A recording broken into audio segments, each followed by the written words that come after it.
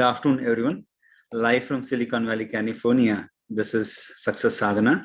My name is JM, and I welcome you all to our program today. As you know, Vaish is on a 3-week trip to UK, but the good news is he'll be back next week. So thanks for joining today, as Vaish has always encouraged us to continue this spiritual discussion so that we can continue to help each other. So with that, I was talking to him after last week, what should we discuss? And we were brainstorming. There was a good question which Wolf had raised in our last program. He was basically wondering all this wisdom that we have, which helps us to live a healthy and peaceful, balanced life. Why people are not coming forward to take that wisdom and incorporate in their life, why there are so many anxiety, challenges, issues going on in the world. So I thought that was a good topic. Vaish also engaged, yeah, that's a good topic to discuss. So that's the topic suggested by Vaish, so that we'll discuss today. I do have a few videos which Vaish has created on this topic, as well as some of his thoughts, which we'll review. So with that, let's get some. Let's just do some mantra, some breath work, some breathing exercises, so that we can orient ourselves and get ready for a discussion today. So I'll share my screen and bring up the mantra. Before that, let's close our eyes and at least let's orient ourselves. So let's sit up a little straight and focus our attention on the breath. Try to breathe a little deeper than normal. Inhale. Exhale. Inhale.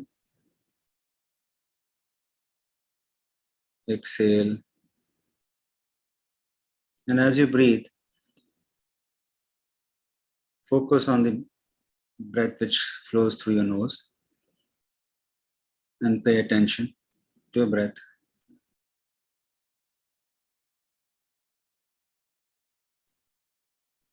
Ask your toes and feet to relax. And as you'll see that as you ask it, it will slowly start relaxing and you'll feel that. Ask your legs, thighs to relax.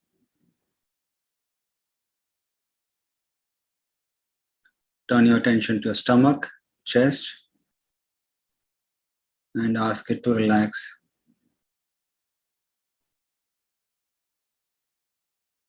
Keep breathing deep as you relax. Ask your wrist, hands, shoulders to relax. Breathe in. Breathe out.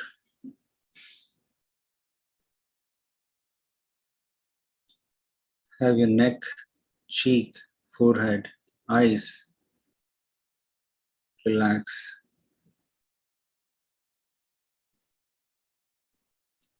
Breathe in.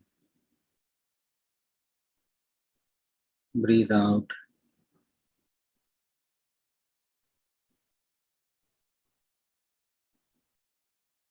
Now we'll chant a few mantras with Om. So take a deep breath.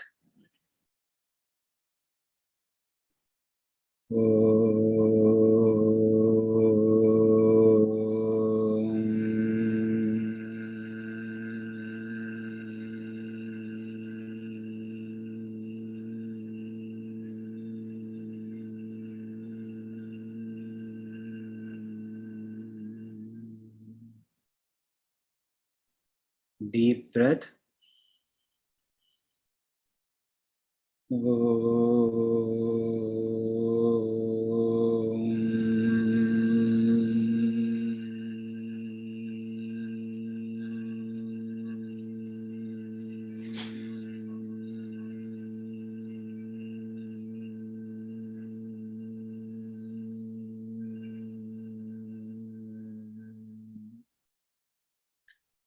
Deep breath.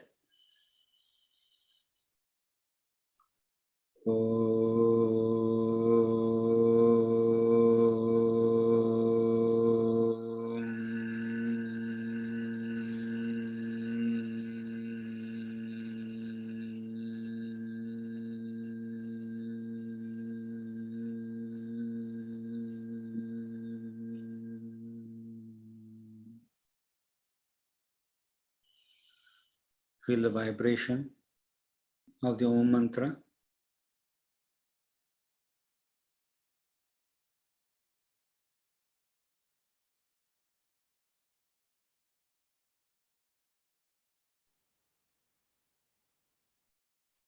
Rub your hands, open your eyes, and come back to the Zoom room.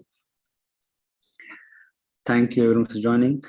Jason, JP, Christian, Linda, Tongo, Naresh, Pavni, SG, Sundar, Vanessa, Vesam. Thanks, Dennis. Thank you all for joining. So, as I mentioned, last week, Wolf had asked a question: why do people in the world not take advantage of the spiritual wisdom and lead a better life?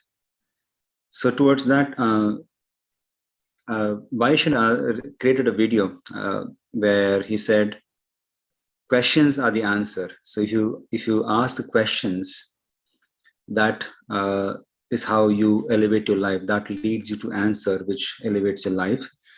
So I thought that was relevant. So let's take a look at that video, and we can discuss the topic after that. Let me share my screen.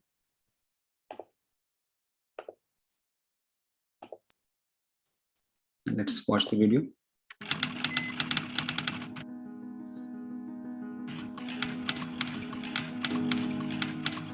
I've always said that the most powerful punctuation mark in any language is the question mark. Questions lead the conversation. They also take us down the path of enlightenment. The ancient Vedas say, Atato Brahma Jignasa. Now that you have a human body, inquire. In fact, it's natural for humans to inquire. They're always flying off into space, digging holes into Earth, going as far as they can. Even though it's highly impractical to do so, they do it anyway because they want to know, where do I come from? Anthropologists dig through the earth looking for crumbs to find out that answer. We all want to know, where do we come from and what's my ultimate purpose in life? In nature, we find that there's a counterpart for everything. If I'm thirsty, there must be water. If I'm hungry, there must be food. If I have a burning desire to know who I am, why I was born, why I have to die, the answer will be forthcoming. Therefore, the yoga wisdom texts say, become a master asker. Ask with the right attitude, and the answers will come to you, and the path will open. Be humble, says the Bhagavad Gita, because all the knowledge in the universe is available to those who have an open heart. Approach one with wisdom and render service, because when you render service to someone with knowledge, their heart opens to you and the contents flow out. People use their power of inquiry all the time, but they waste it on useless topics. Ask the biggest question and you'll get the biggest answer. In fact, the Srimad Bhagavatam, the greatest text on Bhakti Yoga, says, Kamasya nindriya pritir labo jivete yavata, jivasya tattva jignasya narto yash cheha karmabhi. Stay healthy, eat to live so that you can inquire more. When you ask the right question, it's like a nuclear reaction.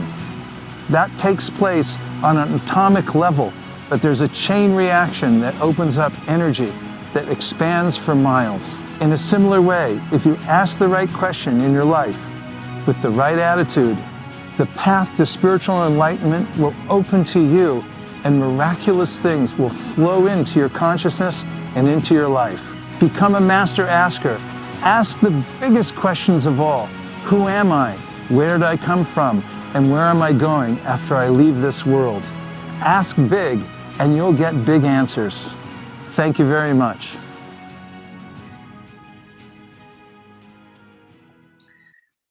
That was a nice video. And as I mentioned, I was really happy with this question which Wolf asked last week. Why do people in the world do not take advantage of this wisdom of spiritual knowledge? I don't know if Wolf is here today. No, he's not joined. Okay. So towards that, I wanted to maybe take an example and discuss if that gives some answers to the question which Wolf brought up. Did Wolf join? No, right? Not it. No. Oh, Wolf is joined. Wolf, good afternoon. Thank you for joining. Are you able to hear me?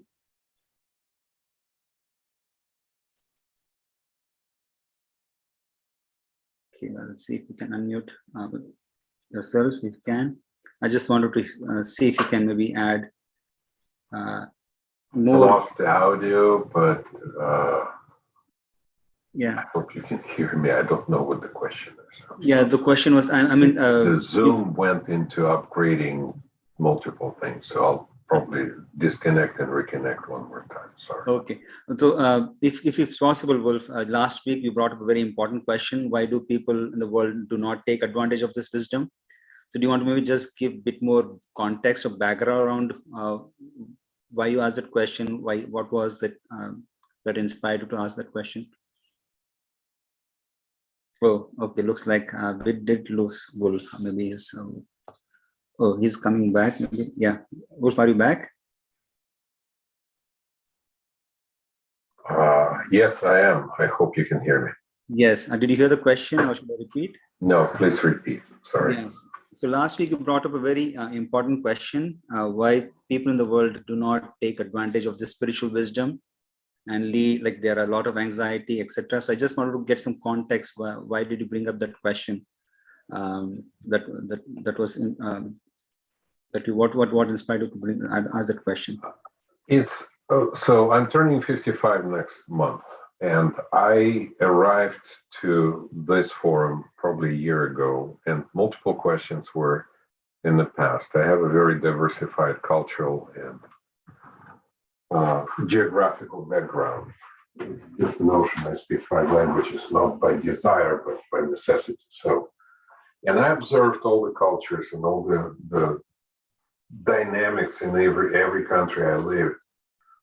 And the wisdom that we are sharing here is so obvious, and it's so, I don't know, fundamental and self-evident that I always bear a question is why is it so limited to the very small percentage of the population that adheres to? So that's what fundamentally the question was, that it's so obvious. It's like 2 + 2 = 4, and why the rest of the world is not adhering to it, not learning it, and it's not very complicated. It's not a rocket science, or what I call it, a brain surgery. Or a rocket surgery, jokingly. So that's why I posed the question. It's like it's so obvious why it's not propagated to the rest of the world. Thank you. Thank you. Yeah, that's well put. It looks so obvious. Why would not anyone want to do this? What's holding back? And many times I've been also in situations where I think, why did I not do that? It was a straight choice. Like what held me back, kind of, by not jumping onto it, latching onto it, or why did I held back, or why did I do the action I did? So thank you so much for providing that context. That helps clarify and set the context. Now, what I'll do is I'll take an example, and maybe we can, and I'll need your help, all of your help, to discuss this example and see if that gives some of the answers to the question, important question that Wolf brought up. So I'm sharing my screen. Let me know if you can see my screen. Is my screen visible?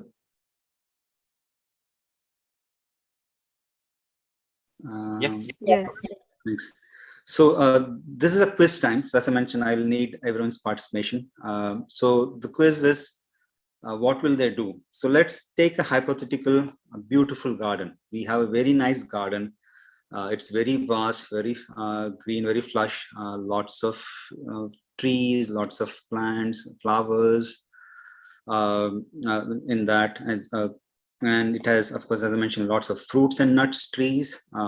It has lots of flower plants, very fragrant. It does have some rotten fruits. I mean, some of the fruits are ripe and they fell down and they are rotting. It does have a nice vineyard as well. It has a small playground too, and a banquet space as well, in a very open place, very nicely set up. So we have such a beautiful, nice, vast garden. And let's say a fly comes into this garden. What do you think the fly will do? Maybe you can unmute yourself and answer, or maybe type in chat box if you can. Stay. Stay and enjoy the fruit and Stay enjoy and the flowers. Go after rotten fruits. Go after rotten fruit. Yeah. So fly is likely to go after rotten fruit. Yeah. How about a monkey? If a monkey comes into this garden, what will that do? Eat first fruits and nuts, and then go to the playground. Yes, it will eat fruits, and even if you look at how monkey will typically eat, it will try to grab, eat fruit, and maybe throw it away, go to the next one, and of course it will try to want to play, so maybe go to playground, or jump from tree to tree, or jump from plant to trees or whatever. And in the process, it is likely going to do some damage to the garden as it plays around, right? How about a squirrel? If a squirrel comes to this garden, what will that do?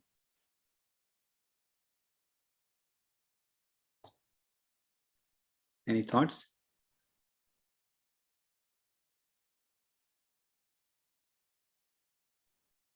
I think there is an answer coming in the chat, I guess. It will go after the nuts. And it will go after the nuts. Yeah, it will eat, dig, and hide. So it will go after the nut. So squirrel goes, it pulls up, it grabs a nut, it goes, of course, it will go back to its hole and put it there. And after that, will it be satisfied, or will it come back again for the next nut?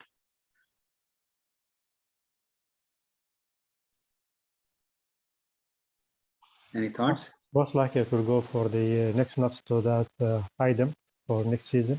Yes, so it will go to the next nut, and so that it can feel satisfied that for the next season it has enough.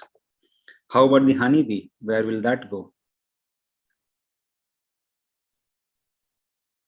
I think we have some answer on the chat. Flowers. Yes, Nirali, you're right. It will go to flowers. So it will go sit on a flower, grab a few drops of honey, go back to his hive, fill it there. Then it's likely to come back, right? To get the next drop of honey to fill up its hive. Let's say a cow comes in. What will that do? Goes to the grass. Goes to the grass, yes. So it will go eat the grass, and will it keep the grass for the next day? Will it take back some grass back home so that next day it has some grass to eat? No, I'll say no, that's correct, likely not. So it will take as much as it needs, and it will generally be very peaceful. Like it won't, unlike monkey, which will run around. This will be, cow will remain peaceful and maybe eat grass and go back. Let's say an alcoholic enters this garden. What will he do or she do?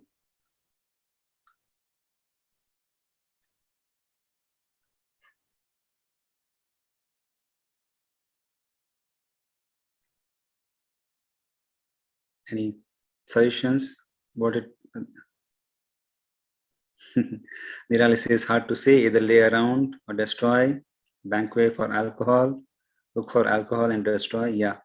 So yeah, it's likely maybe go to vineyard or banquet for alcohol because he's attracted to that.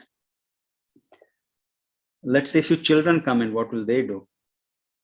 Obviously, they'll go to the playground, right? And let's say an event manager comes in to this garden, what will he do?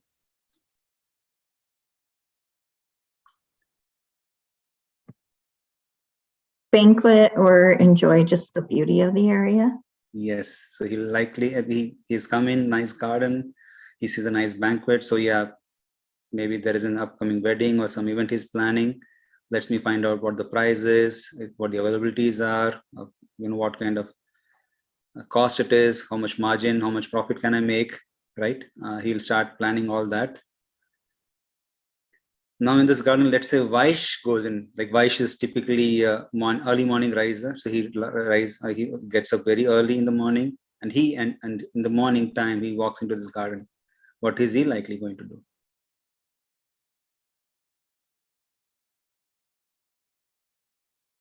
Pavani says, he'll walk and chant. Any other thoughts? Meditate, Nirali says. Smell the flowers. Smell the flowers, yes. Pray, Linda says. He's a gardener, so he'll take care of the garden.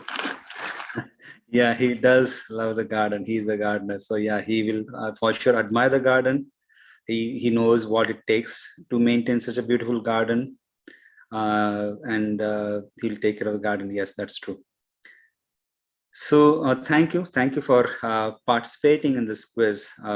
And as you can see, it was intentionally the questions were posed to show that though the garden is same and it has everything that you'd expect from a garden, depending on your own nature, you would be gravitated to one thing or the other, right? So a fly is very hard for the fly to go after, like it will be gravitated to rotten fruits more than say a flower filled with honey or ripe fruit, versus a squirrel. It doesn't matter how fragrant the flower is. It's worried about what am I going to do in my next season. How do I have enough stock? So it's going to just keep going and keep grabbing. And same is with cow or the other things we discussed. So similarly, this material world has everything that we need, but depending on our nature, we'll be attracted to one thing or the other. And that a lot of that depends on our past karma as well as our present karma. We'll go into some of those topics in a while. So if you look at Bhagavad Gita in chapter 7.3, it says, Manusyanam sahasreshu kaschit yatati siddhaye yatatam api siddhanam kaschin mam priti tatvatha. Out of many thousands among men, one may endeavor for perfection. And of those who have achieved perfection, hardly one knows me in truth. There are various grades of men, and out of many thousands, one may be sufficiently interested in transcendental realization to try to know what is the self, what is the body, and what is the absolute truth. Generally, mankind is simply engaged in the animal propensities, namely eating, sleeping, defending, and mating, and hardly anyone is interested in transcendental knowledge. So it is a rare spirit or soul who actually inquires about transcendental knowledge and makes endeavor to gain that wisdom and apply in their life.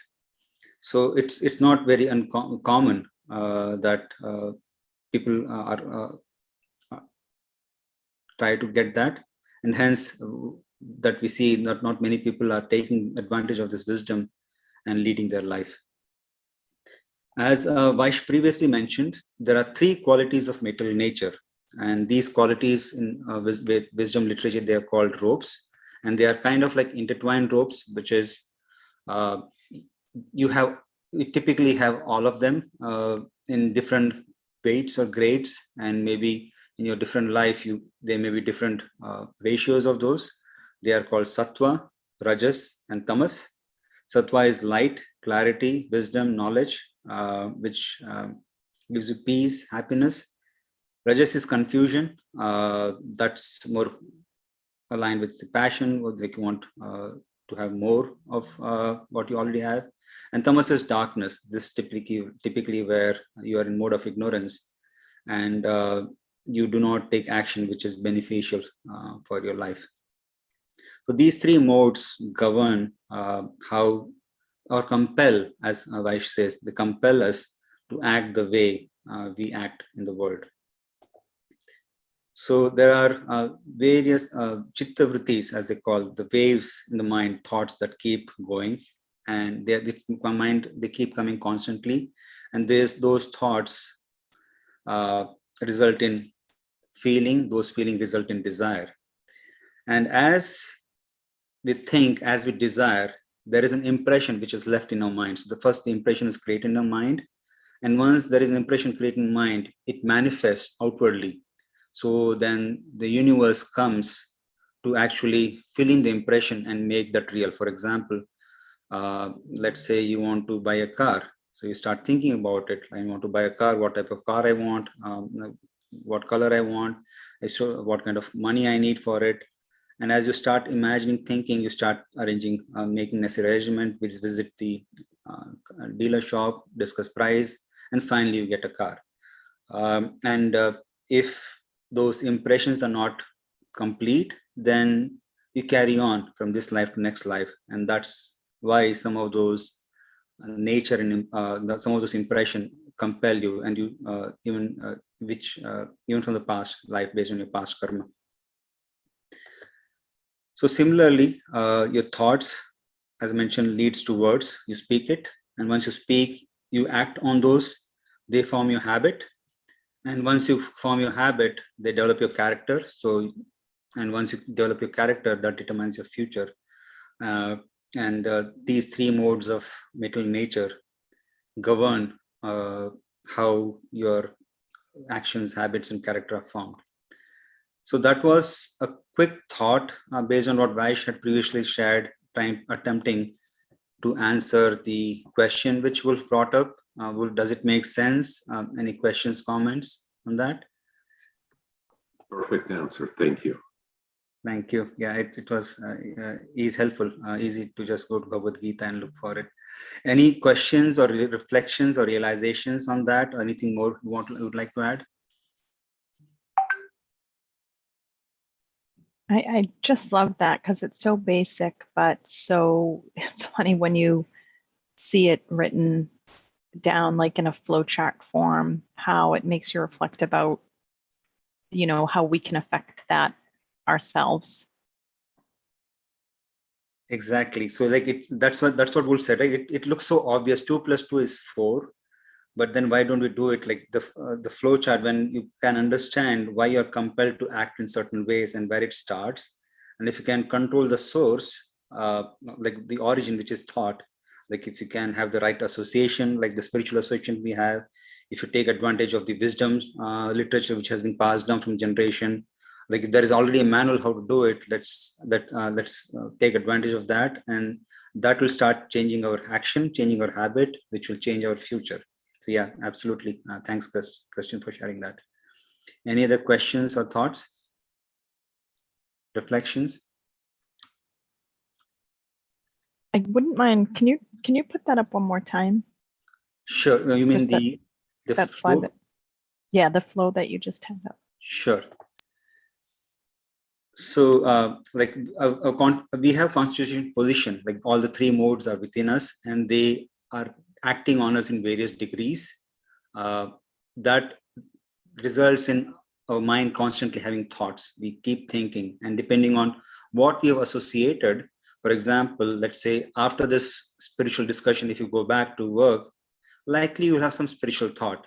But if you went to a place where maybe people are fighting, you'll be disturbed, and after that you'll remain a bit disturbed. So thought association has a lot to do with thought, but once you have those thoughts, Then you start manifesting in your words. You start speaking to your colleagues or your family, and those words result in action. For example, you want to buy a house, talk to a spouse, then you start going to places to look for house, and and based on the action, you start building habits. Like if you chant, say, if you do meditation every day, if you act every day, then slowly it becomes habit, and that forms the character, your character determines your future. So what is before thought you have? What is it showing? It's like a desires? What is it? It's basically we do have all the three modes of making past karma, right? Like it's Gotcha. already in, yeah. Thank you. Any other questions? I do see something on the. I have a question. Yeah, please.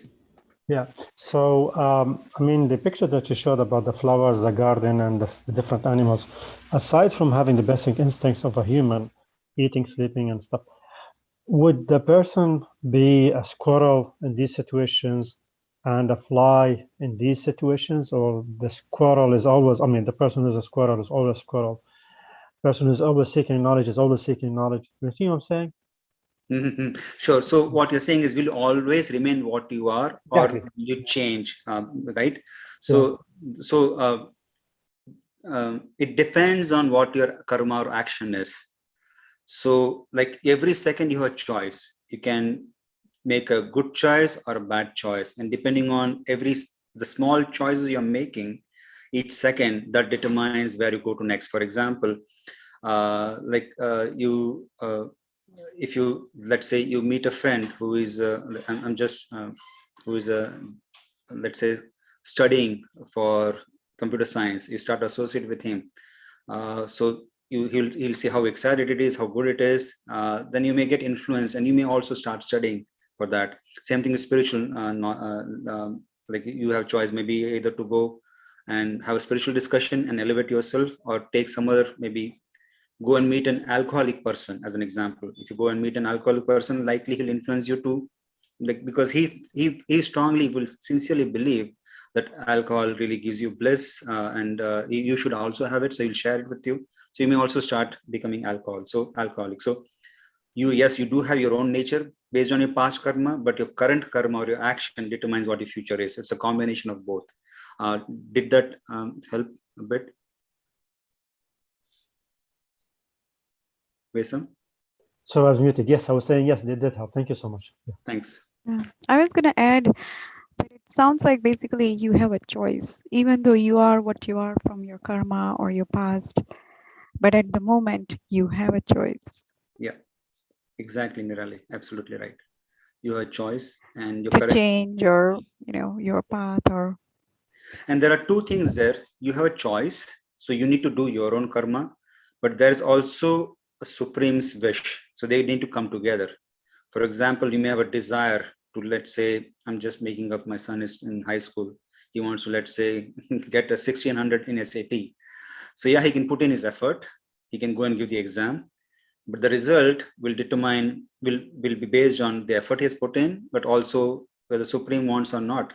So Supreme wants to grant the wish, then yes, it will materialize, or it may not materialize, but it's a combination of both. Thank you. So I'll continue, and again I'll need some help, some participation in this section as well. Towards that, I was going through different wisdom literature, and I came across this book, which was discussion by Bob Cohen. He was a Peace Corps worker, and he met Srila Prabhupada, who is the spiritual leader of Vaish, and back in 1974. And he had a conversation with him, and he captured some of the question and answers, which allude to some of the topics we are discussing. I thought they were very quite relevant. So I'll quickly read his background. So after graduating from college with a BS in chemistry, this is about Bob Cohen. So Bob Cohen, after graduating from a college BS in chemistry, I joined the Peace Corps in 1971 and went to India as a science teacher.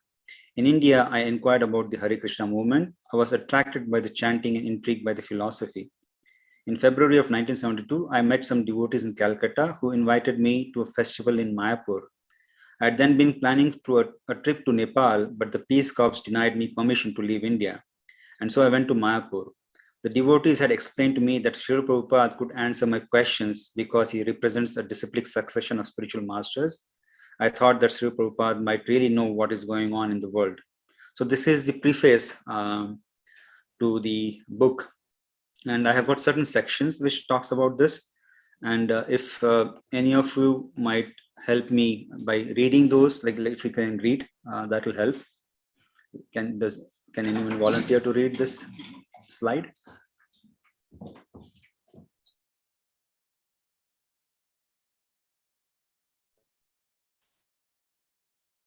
Is anyone available? Is this slide clear? Is this letters clear on the Yep. slide? It is. Did you want me to read the whole thing or Yeah, just? please. Yeah, if you can read the whole thing, yes. Okay, so Bob, I have read that there are 3 gunas: passion, ignorance, and goodness in life. I was wishing that you would explain this somewhat, especially what is meant by the mode of ignorance and the mode of goodness. I'm so sorry, I'm not going to pronounce these names correctly. Srila Prabhupada. Yes. In goodness, you can understand things, knowledge. You can know that there is supreme, that this world was created by him, and so many things, actual things. The sun is this, the moon is this, perfect knowledge. If one has some knowledge, even though it may not be perfect, that is goodness. And in passion, one identifies with his material body and tries to gratify his senses. That is passion. And ignorance is an animal life. In ignorance, one does not know what is supreme, how to become happy, why we are in this world. For example, if you take an animal to the slaughterhouse, it will go. This is ignorance. But a man will protest. If a goat is to be killed after 5 minutes, but you give it a morsel of grass, it is happy because it is eating.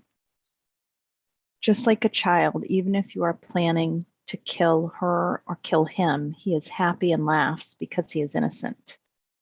That is ignorance. Thank you so much, Christian, for reading that. Any reflections or anything, any observations on that?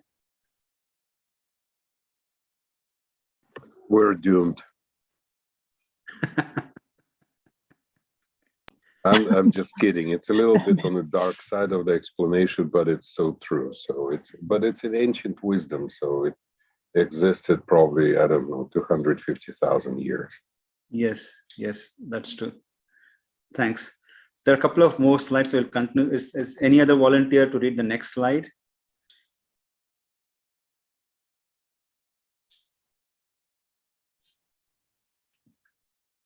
Anyone?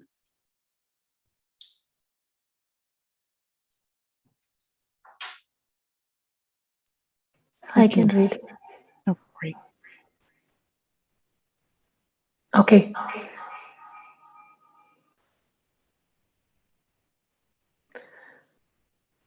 Okay, JM, can you remove the black, like you have a black, yeah. Bob, why is that goodness? What intelligence is that? I mean, this represents knowledge of what? You said that goodness is when you have knowledge. Srila Prabhupada, yes, Bob. So helping another person, Srila Prabhupada, that means that he is ignorant and you are trying to enlighten him. Bob, so giving intelligence, Srila Prabhupada, yes, that is goodness. Bob, and what about just giving assistance? Srila Prabhupada, that is also goodness. Bob, if a beggar has nothing and you give him alms, Srila Prabhupada, so that may still be goodness. But in your Bowery Street, they give some charity and immediately he purchases one bottle of wine and drinks and lies flat down. All laugh. So that is charity, but that is not goodness. That is ignorance. Thank you. Thank you. We'll come to the next slide. Any volunteers for this slide, please? Okay, I'll do it. Thank you. Bob asks, charity is ignorance? So Srila Prabhupada says there are three kinds of charities: good, passionate, and ignorant. Goodness is giving charity where charity must be given. Just like this Krishna consciousness movement, if anyone gives charity to this movement, that is goodness because it is spreading supreme consciousness, Krishna consciousness, that is goodness. And if one gives charity for some return, that is passion. And if somebody gives in charity in an improper place and time without respect to an unworthy person, just like the Bowery man, that is ignorance. But Krishna says, Yata karosi, yada asanasi, yaja juhosi, dadasi yat. All that you do, all that you eat, all that you offer and give away, as well as all austerities that you may perform, should be done as offering unto me. If Krishna takes, that is the perfection of charity. Or anyone who is perseverance, or anyone who is representative of Krishna, if he takes, that is perfection. Thank you, Nirali, for reading that. Any reflections or thought on that slide or the previous slide?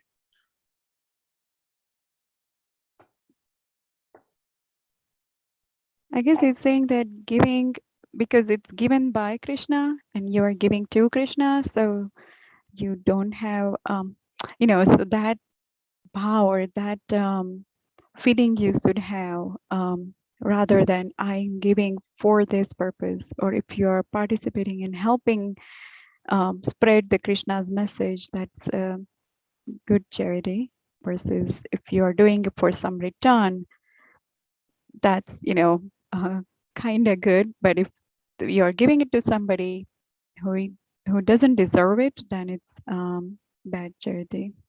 Yeah. So, thanks, Nirali. That you're absolutely right. Have you encountered sometimes, your kid maybe come and start praising you, thank you for doing that, or say some nice words, and then after that, can you buy this thing for me? Or maybe even in business, if somebody offers a nice gift and says, what about the deal? Do you feel that he's trying to maybe give something, but there is an expectation in return? Does it come out? Do you feel the same way before that? I had that same experience. Actually, it worked both way. One time I thought he wanted something and then he didn't. Another time there was something, but I think we do assume, but then when they ask something, when they are nice, we assume that they want something, but we shouldn't do that.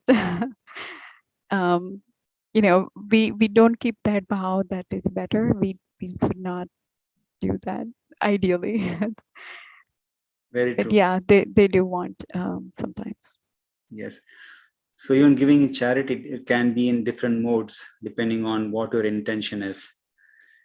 I have a couple of more slides. Any volunteer to read the next slide, please?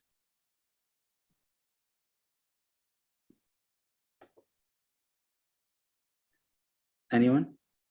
It's a short paragraph, couple of paragraphs.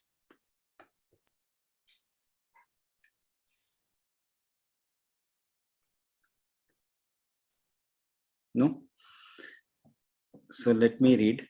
So next, Bob. And what kind of charity is it when you give food to somebody who is hungry? Shri Prabhupada, well, that depends on the circumstances. For example, a doctor has forbidden his patient to take any solid food.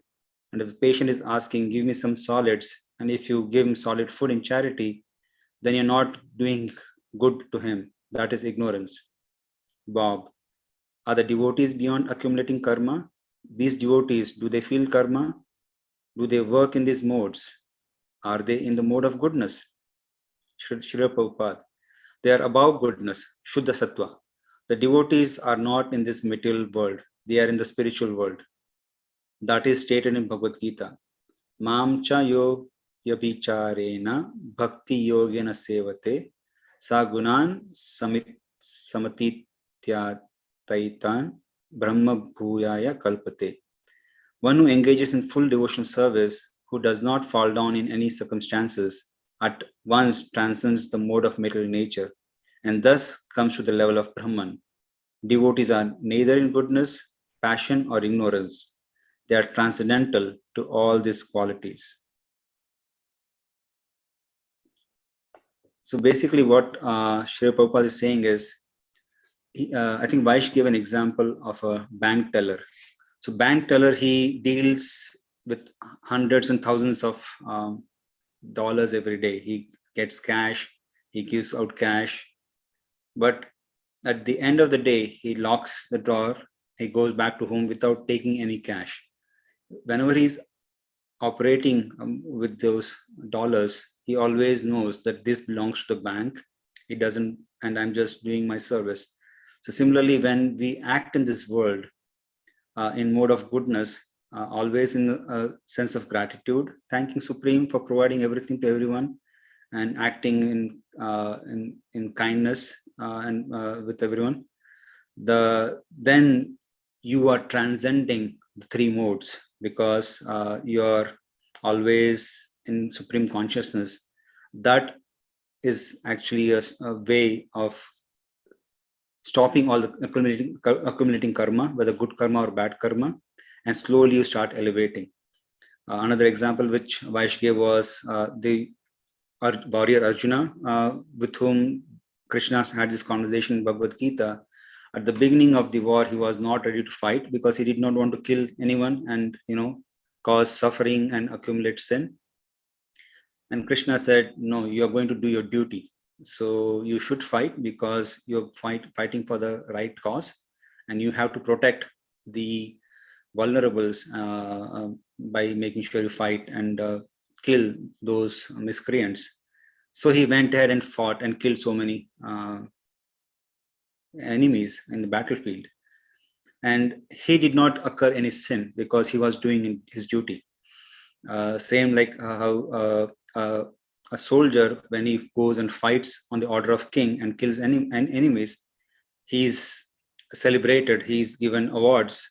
But at the same time, if he's no longer in the battlefield, he's just walking off a street and fights with someone, gets angry, fights with somebody and kills him, he might actually be punished for it. He's doing the same act, but one is as per the order of higher authorities, other one is as per his own will. So that determines whether you accumulate karma or you transcend karma. Any questions or thoughts or reflection on that slide and points?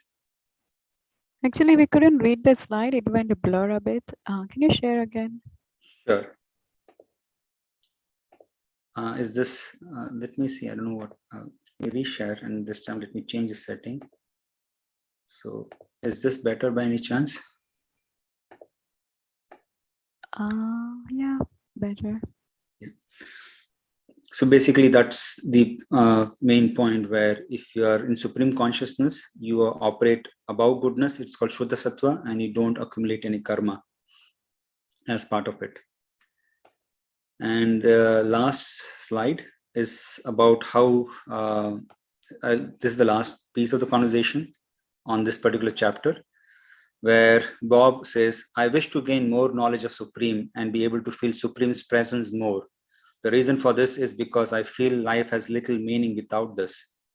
Srila Prabhupada, yes, if you miss this human form of life, then it's a great loss. That's a great chance given to the living entity to get out of the entanglement of material existence. Bob, I feel thankful that I've been able to ask these questions, but I still have my connections at home, my marriage, I'm engaged. Srila Prabhupada, no, there are so many marriages.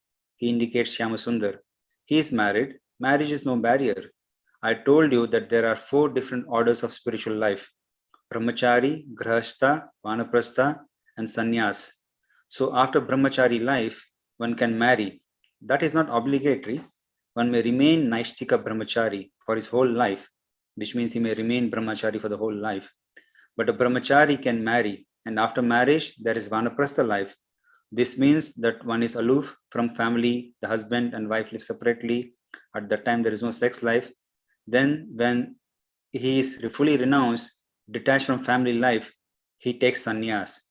So these are the 4 orders of life, and you can practice living in supreme consciousness in all those 4 orders of life. Any questions or reflection on that slide?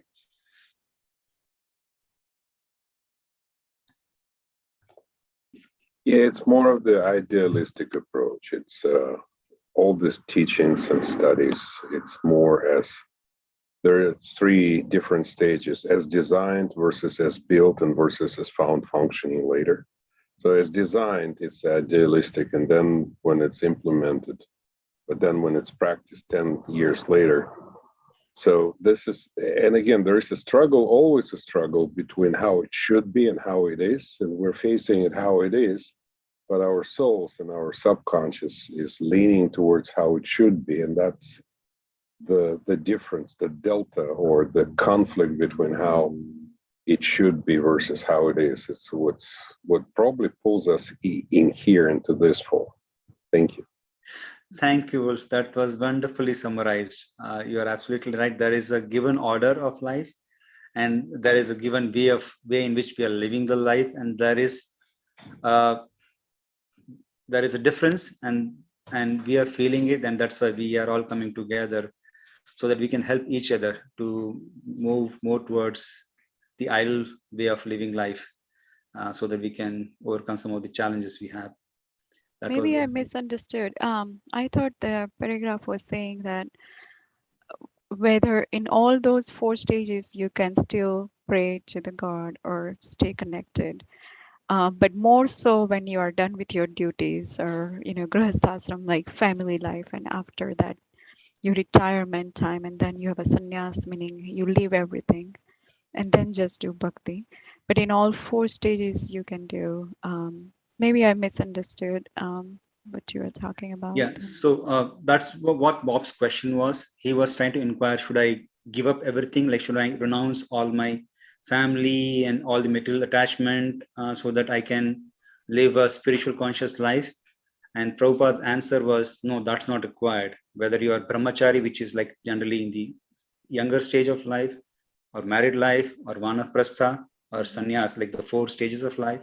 In each of those stages, you can actually be connected with Supreme. You don't have to give up anything, but just use everything that you have in service of other living entities, remembering Supreme. And if you do that, then every part of your life becomes Supreme, like it becomes successful. So you don't have to give up anything. Does that help clarify? Yes. Thanks. Any other questions or comments? No? So lastly, I have a final video again from Vaish, where he was encouraging how, or he's guiding how to live in Satva, some of the ways in which we can improve our life. So let me play that video.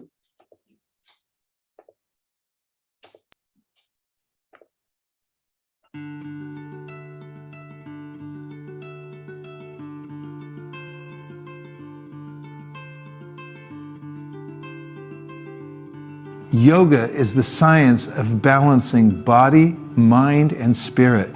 First, a little bit about the body. The Bhagavad Gita explains that we're subjected to 3 modalities: goodness, passion, ignorance, or in Sanskrit called Satva, Rajas, and Tamas.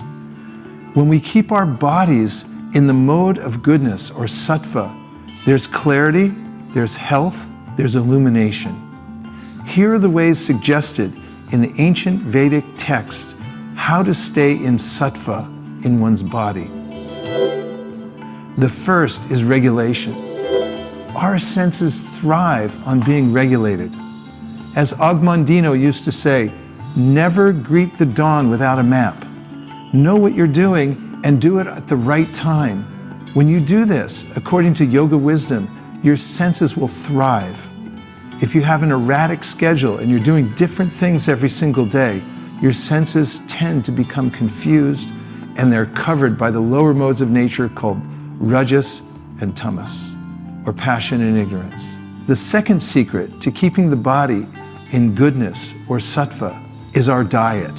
We are what we eat, not just in body, but also mind and spirit. There are foods that are fresh, that are non-violent, that are tasty, and that nourish the body and the mind and the spirit. And if we eat those kinds of foods, our body will respond. It's a simple algebraic expression. If you put garbage in, garbage will come out. And whatever we eat pervades our body, what to speak of our mind. The third principle of the body is sleep. You have to have enough sleep, but not too much. The Bhagavad Gita says, don't sleep too much and don't sleep too little. Here's the secret. I learned this many years ago from my teacher. Go to bed early, wake up early. It sounds simple, but try applying it in today's world where there's electric lights and all kinds of stimulation that keep us up late. Resist that. Live a lifestyle in which you go to bed earlier and wake up before the sun, and you'll discover a whole new world. Not only that, your body will thrive. And then there's the cleanliness principle. Be clean. There's two ways recommended. One is keep your environment clean. Don't over-collect. Don't keep clutter in your environment. Get rid of things you don't need. You'll find that as soon as you get rid of things that you don't need, you'll feel peace. It's amazing, and it's so simple. The second is keep your body clean. Yogis sometimes take bath 3 times a day. Traditionally, yogis take bath 3 times a day. Clean water clears the mind. It makes the body vibrant. You can also try this if you want something exciting in your life.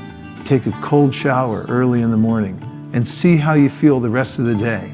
You'll be stimulated, you'll be awake, and amazingly, even on cold days, you'll be warmer because all your pores will be closed up. These are basic yogic practices, and if you simply employ them, regulation, eating the right things, sleeping the right amount, and getting up before the sunrise, and staying clean, you'll find that your body's radiant, it's in the mode of sattva, and wisdom will come from every pore of your body.